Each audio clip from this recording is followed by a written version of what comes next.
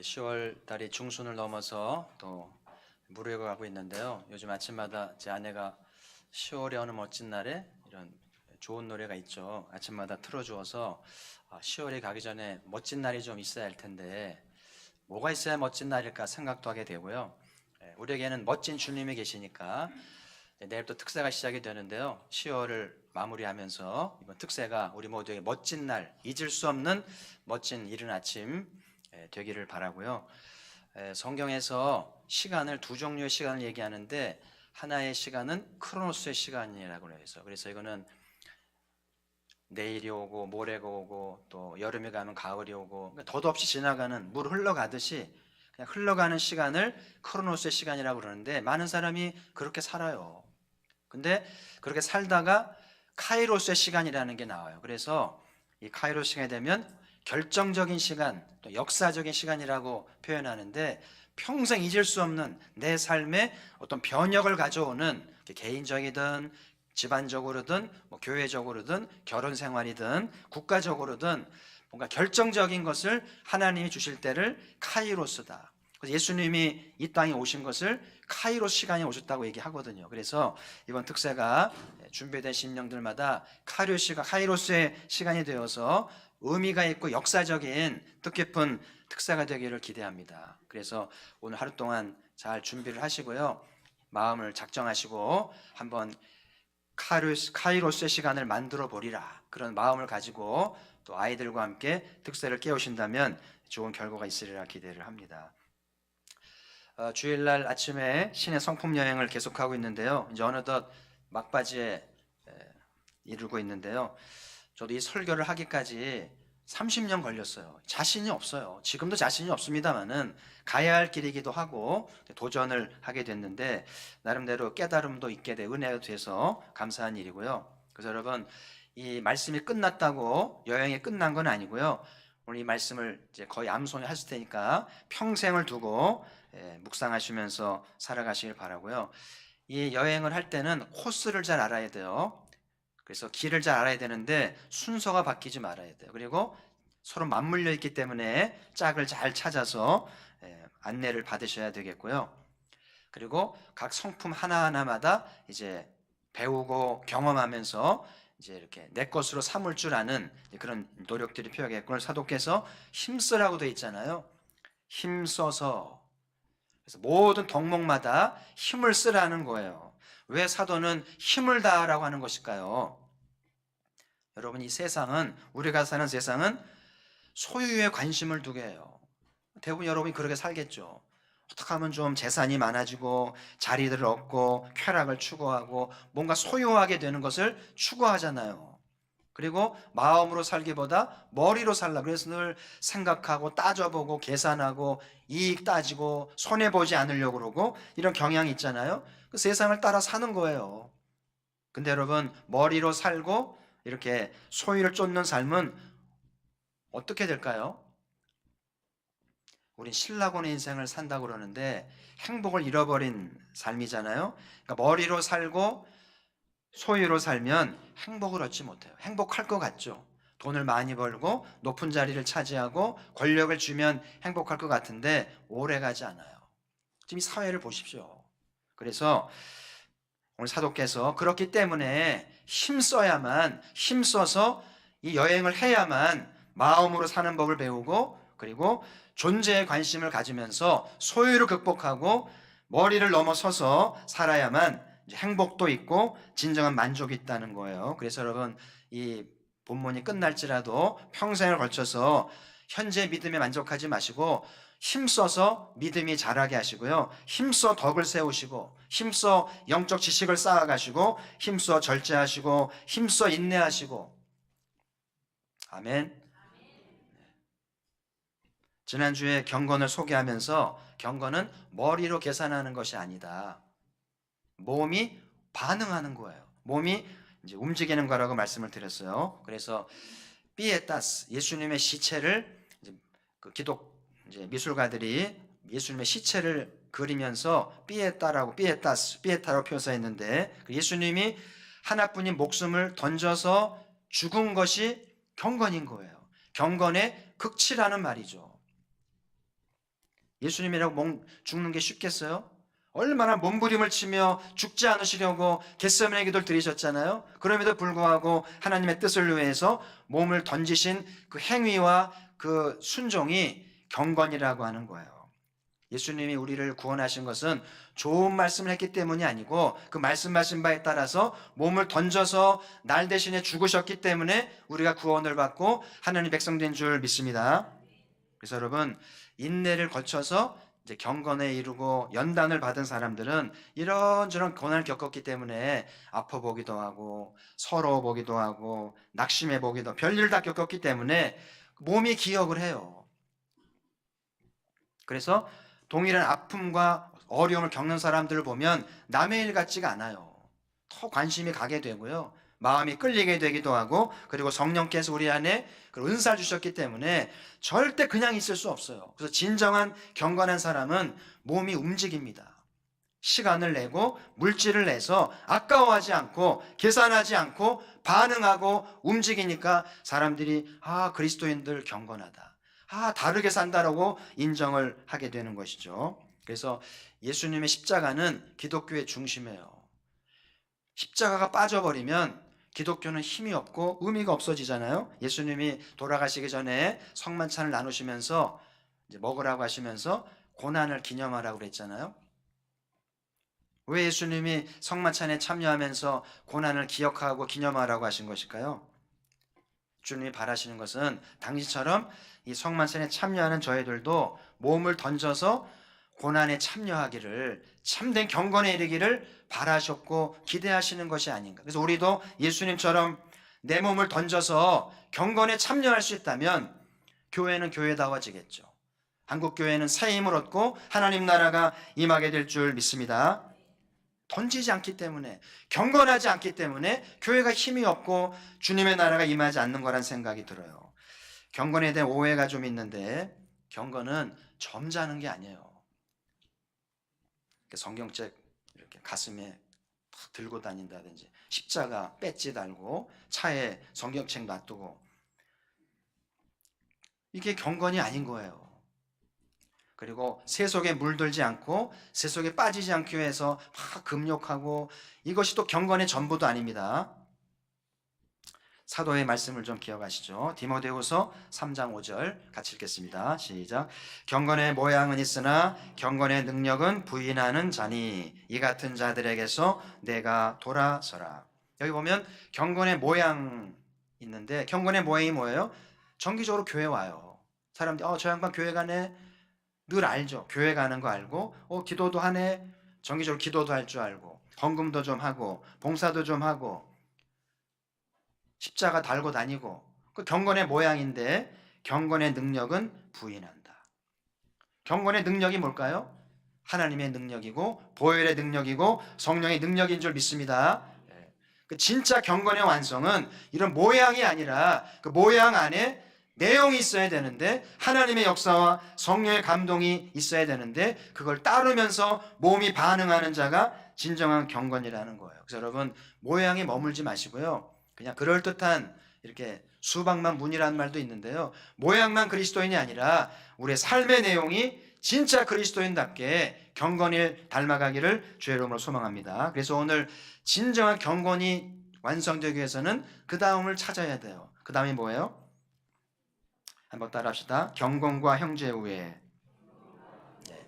그러니까 경건이 완성되고 경건이 모양으로 안 끝내려면 형제 우애로 나가야 되고, 형제 우애의 뒷받침을 받아야 돼요. 형제 우애가 빠진 경건은 그야말로 형식만 있고 폼만 잡는 것이 되겠죠. 진정한 경건의 완성은 형제 우애로 차고 나가면서 형제 간에 뭔가 관계가 맺어져야 된다는 것을 기억하면서, 그래서 기독교 신앙은 개인에 머물면 안 돼요. 개인의 경건, 개인의 신앙, 개인의 은사, 거기 머물면 안 되고 반드시 공동체에 참여하고 두 사람 이상의 모임을 만들어서 나눠야 된다고 하는 것을 기억하면서, 어떻게 해야 형제 우애를 잘 배우고 나누게 될 수 있을까? 그래서 경건을 완성할 수 있을까 관심을 가지면서 은혜를 받고자 하는데요. 첫 번째는 우리는 형제로 부름을 받았습니다. 교회 처음 오는 분들이 힘들어하고 낯설어하는 것 중에 하나가, 교회 왔더니 자기를 형제라고 그러는 거예요. 남자는 형제라고 그러고 여자는 자매라고. 보통 무슨 씨, 선생님, 직함 부르잖아요. 뭐 교수님, 변호사님. 그게 익숙한데 딱 교회 왔더니 형제님 그러니까 아니 언제 봤다고 형제라고 그러나 이렇게 이제 낯설어 가지고 교회를 못 오는 분도 봤어요. 쉽지 않죠. 가정에서 부모님이 둘째나 셋째를 낳으면 그 낳는 순간 첫째와는 뭐가 돼요? 무슨 관계가 됩니까? 형제 관계가 되죠. 나 싫어. 그래도 안 돼요. 형제가 되는 거예요. 부모가 자식을 낳는 순간 그 자녀들 사이에는 형제 관계가 되는 것이 운명적이잖아요. 내 선택이 아니잖아요. 그래서 이렇게 애를 낳기 전에 양해를 구하고 허락을 받아야 된다. 엄마 애 낳아도 돼? 허락을 받아야 된다는 얘기도 있던데 어쨌든 동생을 낳으면 싫든 좋든 형제가 되잖아요. 왜 교회 오면 형제라고 그러는가? 우리의 의지와 관계없이 예수 그리스도를 통해서 새 생명을 얻는 순간 우리 모두는 뭐가 되는 거예요? 형제가 되는 거예요. 참 놀라운 것은 처음 만났는데 오래 만난 사람 같고요. 이렇게 마음을 나누어도 참 편한 그런 공동체가 경험된다고 하는 것인데 자, 성경 말씀 보시면 고린도전서 12장 27절인데요. 너희는 그리스도의 몸이요 지체의 각 부분이라. 여기 지체라는 말은 형제의 또 다른 말인데 이 지체라는 말의 뜻은 한 나무에 가지가 계속 가지를 뻗잖아요. 그게 지체인 거예요. 수많은 가지를 뻗잖아요. 그런 것처럼 한 공동체 안에 많은 형제자매들이 모여 있는 것을 의미하는 것인데 너희는 그리스도의 몸이라. 우리가 예수님을 영접하고 그분으로 거듭나는 순간 형제가 되면서 그리스도의 몸을 이루게 된다는 거죠. 우리 몸에 사지백체가 있다고 그러잖아요. 사지는 두 다리 두 팔이고 백체는 각 기관들 아니겠어요? 그래서 건강한 몸이 되려면 사지가 멀쩡해야 되고 백체도 건강하게 재구실을 하고 협력을 해야만 되잖아요. 근데 어느 지체가 고장이 나면 탈이 나면 참 불편하고요. 딱 겪어보잖아요. 참 불편하고 심하면 장애가 되기도 하고 그리고는 사망에 이를 수도 있어요. 그래서 이 건강 몸이 얼마나 중요한지 몸을 잘 돌봐야 되는 것처럼 교회는 그리스도의 몸이다. 여러분 각자가 지체인데 지체가 다 합해지면 뭐가 된다고요? 그리스도가 된다. 참 놀라운 일입니다. 이 그리스도의 몸이 건강해야 되겠죠. 내 몸도 건강해야 되지만 내가 속한 그리스도의 몸도 건강하고 온전해야 주님이 기뻐하시지 않겠어요? 그래서 오늘 우애가 중요한 거죠. 우애라는 것은 지체와 지체가 기관과 기관이 협력하면서 잘 조화를 이루어야 주님이 건강해지고 주님의 일이 형통해 된다는 거죠. 몸에 장애가 생기면 꼼짝 못하는 것처럼 교회가 우애가 안 좋아서 불편하게 되면 교회는 꼼짝 못하게 되고 주의 나라는 정체가 되게 되겠죠. 그래서 교회가 우애를 잘하고 지체의식을 잘 가지려면 교회 안에 어떤 차별도 어떤 계급도 존재하면 안 돼요. 교회 직분은 계급이 아닙니다. 그 세상엔 여러분의 직함들 높든 낮든 교회에 가져오면 안 돼요. 잊어버리고 와야 돼요. 그래야 지체의식이 이루어지고 형제효가 이루어지게 되는데 그래서 우리는 다 형제인 거예요. 부를 때 뭐 높은 지효의 형제님, 지윤이 아주 이렇게 부르지 않잖아요.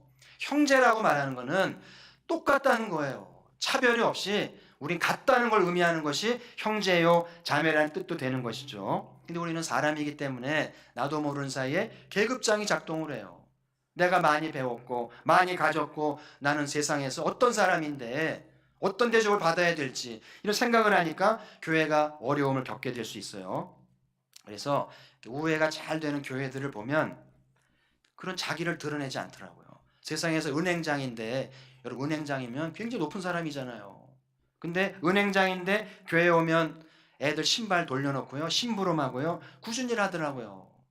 그게 지체의식을 강화시키는 굉장히 중요한 자세고요. 어떤 교회는 또 세상에 높은 연봉을 받는데 교회에 오면 아무 대가 없이 봉사합니다. 그러니까 형제오해가 생기고 지체의식이 생기게 되는 것이죠. 근데 우리 가정에서 겪습니다마는 한 부모에게 태어난 자식인데 잘 지냅니까? 자식들이? 잘 우애하고 잘 한마음이 되든가요? 한 부모에게 태어난 게 다른지 몰라요. 그래서 늘 갈등하고 싸우고 시기하고 부모 사랑 차지하려고 그러고, 그래서 그 갈등을 겪잖아요.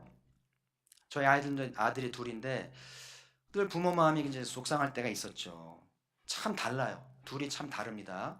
그래서 큰애는 저한테 그런 얘기를 해요. 동생이 사람이 돼야 되는데 저게 사람 구실할까봐 너무 약하다는 거예요. 그랬더니 동생은 저한테 와가지고 형이 너무 가볍다고, 말이 많고 가벼워서 걱정스럽다고. 그럼 저는 그걸 들으면서 제가 막 속상한 거예요. 좋은 얘기를 해줘야 되는데.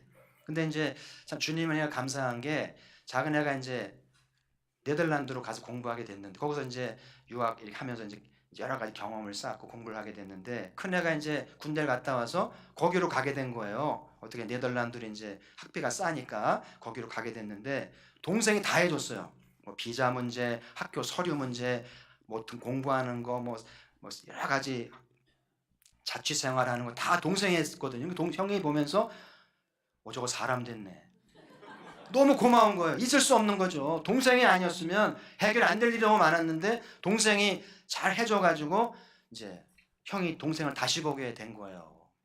그리고 이제 동생이 대학 졸업하고 이제 벨기에로 또 가게 됐는데, 형이 막 짐 다 날라주고 막 여러 가지 생각 얘기해주고 막 도와주면서 막 맛있는 거 해주고 막 이러니까, 동생도 그때 형을 보면서 고맙잖아요.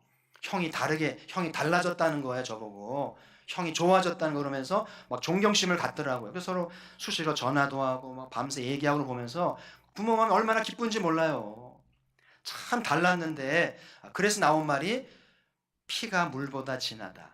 그런 말이, 혈연이 참 무섭구나. 평소에는 갈등하고 싸우는 것 같은데 결정적일 때는 딱 결속하면서 우회하는 거 보면서 혈연이 무섭다는 생각을 하게 되는데요. 교회도 마찬가지예요. 우린 혈연만이 아니라 지연도 다르고 학연도 다르고 배경도 다른데 어떻게 형제 우애를 나누겠어요.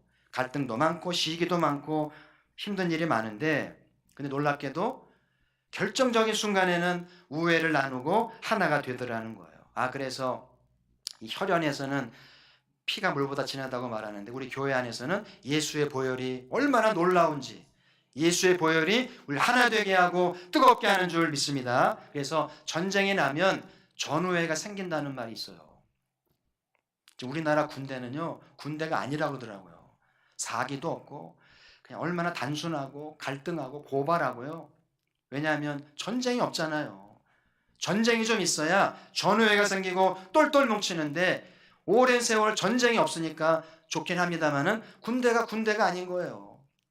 그래서 이제 모의 전쟁도 하고 시뮬레이션도 하긴 합니다만은 실전하고는 다르죠.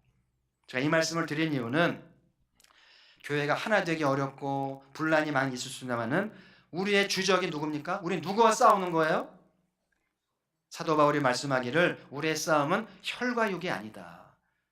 세상 정사와 권세를, 세상을 주관하는 악한 영을 대적함이라. 그래서 교회가 언제 전우회를 발휘하듯이 형제를 발휘하냐면은 힘을 모아서 마귀와 싸워야 돼요. 부부 싸움을 하지 말고 부부가 힘을 모아서 누구와 싸워야 돼요? 마귀와 싸워야 돼요. 아멘. 그럼 부부는 하나 되는 거예요. 마귀가 부부 사이에 쓱 들어와가지고요, 이간질하고 거짓말하고 분란 일으켜서 헤어지게 하는 거예요. 교회도 마찬가지입니다. 이단이 쓱 들어오고 마귀의 사주반 사람이 쓱 들어와서 교회를 흐집어 놓고 이상한 소문 만들어서 결속하지 못하게 하잖아요. 그래서 우리가 가포교회가 영적 전쟁을 수행할 수 있고 영적으로 깨어있을 때 영적 전우회가 생겨서 하나가 되어지고 우회가 되어질 줄 주의 이름으로 축복합니다. 형제가 분란이 있더라도 나이 든 부모님이 와 계시면 싸우지 말아야 돼요. 그죠? 부모님 간담회 싸우든지. 그렇죠? 우리 가포교 안에 주님이 계신가요? 우리 경배를 받으시고 우리가 하나 되기를 바라고 우애하길 바라는데, 주님을 생각해서라도 싸우면 안 되겠죠. 주님의 뜻을 이루기 위해서 주님의 보혈을 생각해서라도 주님이 그 몸을 던져서 우리를 구원하시고 형제가 되게 했는데, 그 주님의 고난을 생각해서라도 우애를 나누어야 된다는 사실을 우리가 주 안에서 형제가 되었음을 늘 명심하고 이 형제 우애를 나누는 우리가 되기를 소망을 합니다. 자, 두 번째 형제 우애를 위해서는 나를 비우고 주님께 순종하는 것이 필요한데요. 자, 갈라디아 2장 20절을 같이 읽어보겠습니다. 시작. 내가 그리스도와 함께 십자가에 못 박혔나니 그런적 이제는 내가 산 것이 아니요 내 안에 그리스도가 사신 것이라. 내 안에 그리스도가 계시다 그러죠. 내 안에 그리스도가 계시다는 건 뭐겠어요? 주님이 내 안에 계신가요? 참 어려운 말이죠. 주님이 내 안에 계시다는 것은 내 중심이 바뀌어야 되는 거예요. 내 중심으로 사는 게 아니라 그리스도 중심으로 산다는 얘기고요. 그리고 내가 죽고 그리스도가 사는 거예요. 내 자아, 내 자존심 죽어야 주님이 내 안에 사는 거예요. 주인이 둘일 수는 없어요. 그리고 나를 비우고 주님으로 채우는 것이 내 안에 그리스도가 사는 건데, 형제우애의 지혜는 내가 죽고 내 안에 주님이 충만해지는 것이죠. 제가 오랜 세월 공동체를 겪어보니까 이 공동체가 잘 되려면 사람마다 개성이 있고 기질이 있죠. 독립적인 기질이 있어요. 이것을 잘 해결해야만 공동체가 건강해지더라고요. 교회는 또래별로 모임이 있잖아요. 애들은 반 모임하고 어른들은 뭐 남성교, 여성교에서 나이별로 가잖아요. 그러니까 다른 기관을 가도 똑같은 사람이에요. 같이 나이를 먹으니까 평생 가는 거죠. 그래서 좋은 교회가 되려면 이 또래 모임이 결속이 되고 우애를 나누면서 잘 모여야만 된다는 원리가 나오는데, 이 보면 또래마다 달라요. 잘 모이는 또래가 있고 못 모이는 또래가 있고, 잘 안 모이는 또래는 뭐냐면 딱 보면 똑같아요. 개성이 강하고 독립적인 사람들이 있으니까 모이질 못해요. 제가 아는 한 또래도 보면 한 분 한 분 참 똑똑하고요. 머리 좋고 공부 잘하고 머리 좋고 참 유능한데 신앙도 좋은데 모이질 않아요. 모이는 걸 못 봤어요. 각자 잘해요. 각자.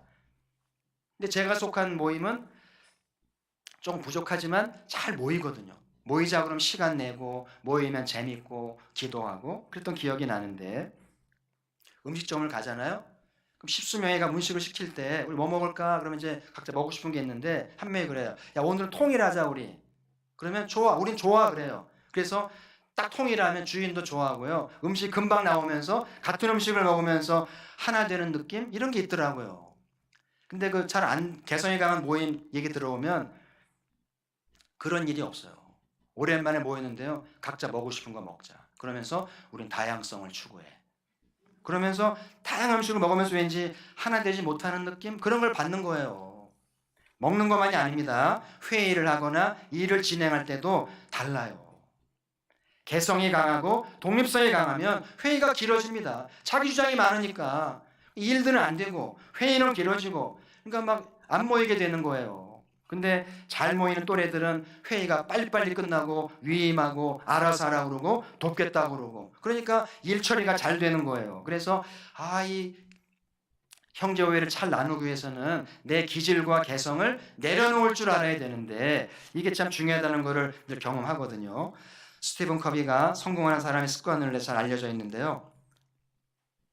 차이점이 없으면 시너지도 없다. 차이가 있기 때문에, 다르기 때문에 시너지가 나온다 그러면서 시너지 이렇게 정의하는 문장을 가져왔는데 한번 보시죠. 시너지는 단순한 팀워크나 협동이 아니다. 시너지는 창의적 팀워크, 창의적 협동이다. 과거에는 없던 전혀 새로운 것을 창조해 전혀 새로운 창의적인 것이다. 이렇게 정의를 했어요. 그래서 이 경영학에서 굉장히 중요한 단어잖아요. 각자 하는 것보다 합쳤을 때 시너지가 2.5배 이상 나온다는 거예요. 그래서 힘을 모으는 것이 굉장히 중요한데, 이 신을 찾기 위해서 경영자들이 얼마나 애를 쓰는지 몰라요. 어떻게 해야 교회 안에 이런 시너지가 나오게 될까요? 그래서 오늘 제가 한자 하나를 또 공부하려고 그래요. 한자를 보여주시죠. 좀 어려운 한자죠. 무슨 뭡니까 한자가? 협자죠, 협. 무슨 뜻을 가지고 있습니까? 협동한다는 뜻이죠. 협력, 협동. 그렇죠? 마음을 나누는 거잖아요. 이제 한자는 상형 문자이기 때문에 가만히 묵상하면 모양이 보이는데, 저 협자가 무슨 의미인 것 같아요? 무슨 형상을 하고 있습니까? 거듭난 그리스도는 십자가가 보여야 되는데 안 보이면 거듭나지 않은 거예요. 보이죠? 십자가 보입니까? 열 십자가 아니에요. 한자 문화가 만들어질 때 기독교가 들어간 거예요. 그래서 여러 한자 안에 기독교적인 거 너무나 많다는 건데 그 중에 하나가 저거란 생각이 드는데 보니까 저 형상이 십자가 앞에 뭐가 모여 있어요? 힘력자가 3개나 있잖아요. 힘력자가 3개 붙어 있으면은요 못할 게 없습니다. 그죠? 3명이 힘을 합치면 뭘 못하겠어요. 삼겹줄은 끊어지지 않는다는 말 있잖아요. 삼겹줄이잖아요. 근데 진정한 시너지는 저 힘들이 어디 앞에 모여야 돼요? 십자가 앞에. 예수 그리스도가 앞장서시고 우리를 다스려 주시고 통치하셔야만 우리의 기질도 내려놓고 개성도 내려놓고 협력하게 되는 놀라운 은혜가 있다는 거예요. 주님이 다스리셔야 돼요. 진정한 시너지, 진정한 힘은 십자가 앞에 모일 때 된다는 것이죠. 오늘 저희가 십자가 앞에 모여서 경배하고 있잖아요. 우리 예배를 받으시고 주님 다스리셔서 가포교회 안에 놀라운 시너지가 창의적인 것들이 나오기를 주의 이름으로 축복합니다. 오늘 형제우애를 나눴는데요. 형제가 된 거는 운명적인 거죠. 주님의 은혜로 하나님의 자녀가 되고 영생을 상속받고 기업이 되게 해주신 조건으로 지체가 되고 형제가 되어야 할 의무가 있어요. 싫든 좋든 하나님의 은총을 받고 약속을 받기 위해서도 우리는 형제가 되어야만 됩니다. 형제 되지 않으면 곤란하죠. 집을 나갈 수는 없잖아요. 형이 싫다고. 우리 형제가 돼야 되고 형제로 살아야 되는데 그래서 너희는 그리스도의 몸이다. 여러분 우리 몸에서 없어도 될 것은 없어요. 옛날에는 여기 맹장 있죠, 맹장 뛰는 경우도 있었는데 뛰지 말라는 거예요. 임파고 덩어리라는 거예요. 성인병을 예방하는 덩어리이기 때문에 하나님이 그냥 주신 게 아니라는 거죠. 그래서 다 소중하다는 거예요. 머리가 중요하긴 하지만 그렇다고 발가락이 안 중요하면요 못 걷습니다. 그래서 모든 채는 차별 없이 형제로 다 소중하기 때문에 온 몸이 건강해야 되는 것처럼 온 교회가 지체의식을 갖고 자기 몫을 잘할 때 주님의 몸이 이루어지고 주님이 기뻐하는 일이 이루어지게 되는 거죠. 피는 물보다 진하듯이 예수의 보혈이 우리 차이를 넘어서서 하나 되게 하는 은혜가 있는 줄 믿습니다. 예수 보혈로 충만하게 되면 강화해지고 진하게 되겠죠. 영적 전쟁을 통해서 전우회를 가지고 마귀를 대적하고 정사를 대적하며 함께 싸워가는 우리가 되기를 주의 이름으로 축복합니다. 우리 가운데 좀 많이 배우신 분, 많이 가지신 분, 권력 가지신 분들은 교회 와서 더 낮아지려고 하시고 겸손하려고 노력을 해야 돼요. 그래 형제가 됩니다. 그리고 여러 가지 이유로 많이 배우지 못했고 덜 가졌고 힘이 없던 분이라도 낙심하지 마세요. 차별받지 않아야 되고요. 그래도 우리는 지체입니다. 그래도 부족하지만 작지만 주님의 몸을 맡은 지체인 줄 믿습니다. 이 긍지를 갖고 주님을 섬기세요. 진정한 형제 우애는 나를 비우고 예수 그리스도 앞에 집결할 때만 협동이 있고 시너지가 된다는 것을 기억하시고 예수 그리스도의 통치를 받으셔서 내 기질, 내 개성 다 내려놔야 돼요. 오직 예수 그리스도만 높임을 받기를 바라고 어떻게 해야 주님이 다스려서 그분을 의지하고 그분으로 시너지가 나오게 될까요? 예배가 살아있어야 돼요. 예배가 뜨겁고 열정이 있고 뜨겁게 찬양하고 주의 보혈을 찬양하는 가운데 주님 임하실 줄 믿습니다. 주님 임재하 다스리셔야 교회가 협동이 되고 우애가 되겠죠. 인간의 수단으로 되는 게 아닌 거예요. 그리고 좀 더 말씀을 사모하면서 말씀을 배우고 할 때 주님이 임재하시겠죠. 이번 특세에 열심히 찬양하고 말씀 배우고 은혜를 받는 가운데 주님이 다스리셔서 우리 가포교회에 시너지가 나오고 우애가 생겨지는 응답이 있기를 주의 이름으로 축복합니다. 하나님 아버지 감사합니다. 깊어가는 가을 10월을 보내면서 이번 특세가 멋진 날 됐으면 좋겠고 덧없이 흘러가는 세월 가운데 의미 있고 뜻깊은 카이로스 시간을 찾아서 응답을 낳고 축복을 낳고 희망을 낳는 특세가 되어지게 하시고 오늘 말씀 배운 대로 가포교회가 그리스도의 몸 되었으니 주 안에 형제가 되었으니 어떻게 우애를 이루게 될지 어떻게 차이를 넘어서서 하나됨을 경험하며 시너지가 나오게 될지 오늘 배운 대로 말씀을 순종하며 주님을 따르고 오 주님 가포교회를 다스려 주옵소서. 우리 예배 가운데 임재하시고 찬양할 때 임재하시고 말씀 가운데 임재하셔서 우리를 다스리시고 주님의 역사로 하나님을 경험케 하여 주옵소서. 예수님 이름으로 기도드리옵나이다. 아멘.